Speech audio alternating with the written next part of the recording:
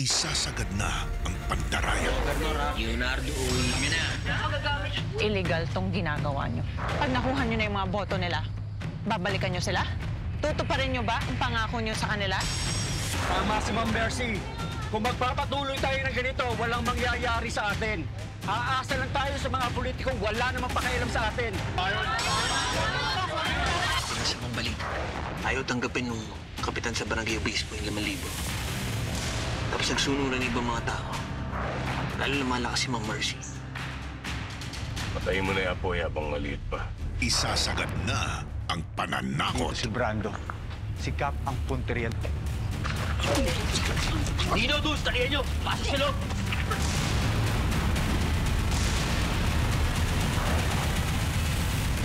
Carlo J.